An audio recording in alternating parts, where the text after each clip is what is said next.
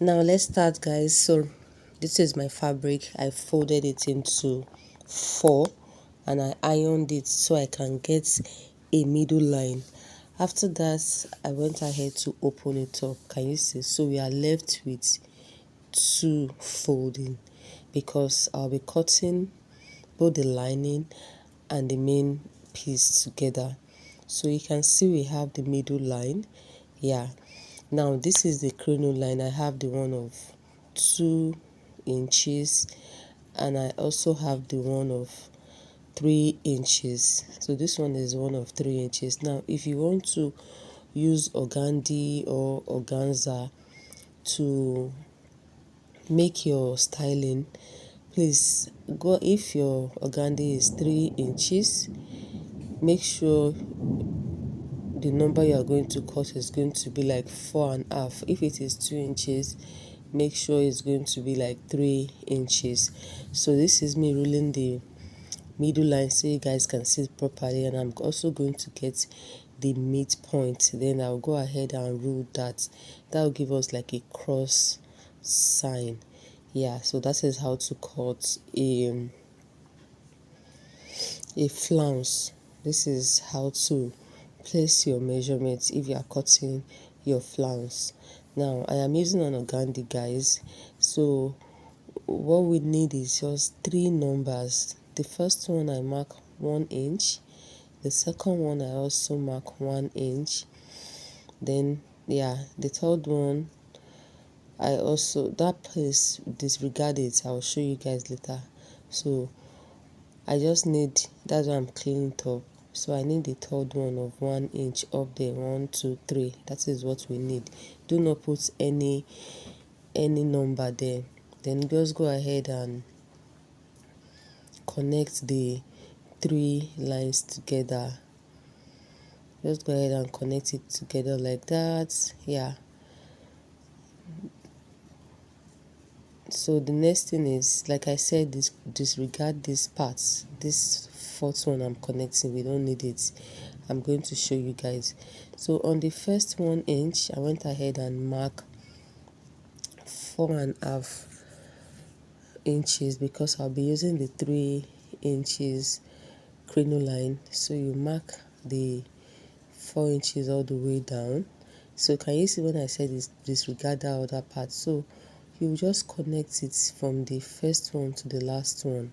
Then after that, you start marking your 4.5 inches. So this other part I said you should disregard is going to be small. Yeah, it's going to be small. So you start marking your number, whatever number you want to, inches you want to use. You are going to start following the cycle at the middle.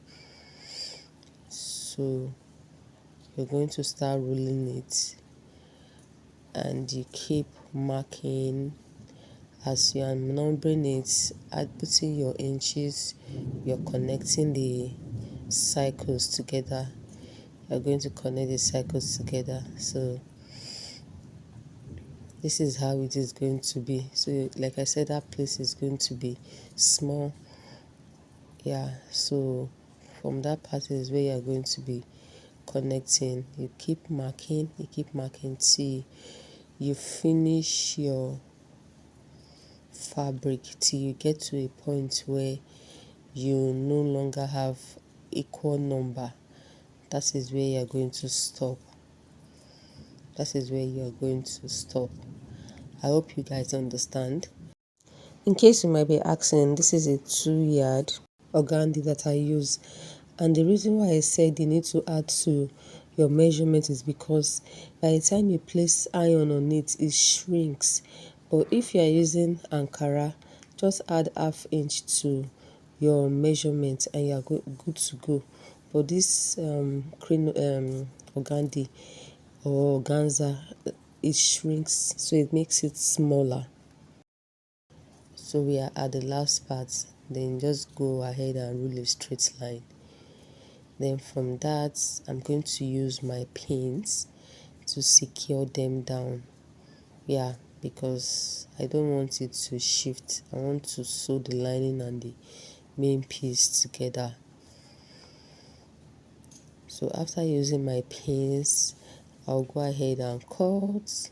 Then you just take your crinoline and use any gum to just gum it on the organdy. Then you turn it, and that is all about it. It is simple. Just gum your crinoline before you sew. So this is me cutting out the excess fabric or the leftover that I don't need. Now we have our flounce. So I'm going to start cutting. Watch how I cut, guys. So like I said, whatever inches of crinoline you're going to use, you're just going to place it, leaving like half inch from the end. You gum it with hemi gum. After gumming it, you will now sew, then turn it. So this is the last part. So when you get to that part, you are going to get to this tiny part here, and you stop cutting from there. Can you see it? You stop cutting, then you throw away this piece. So this is it. Then you can go ahead and just cut off that tiny part out.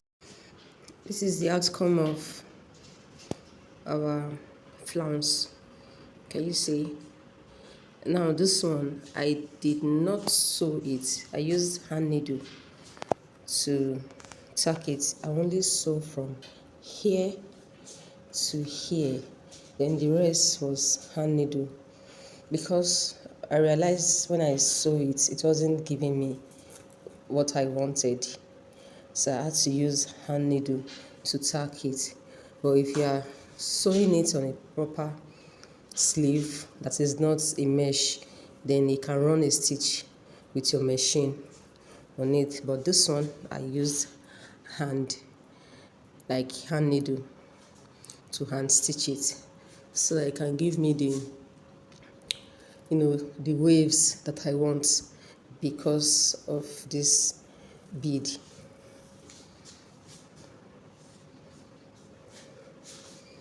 Don't mind my wrapper, guys. I don't know how to tie wrapper until the client come and I tie it on her. So this is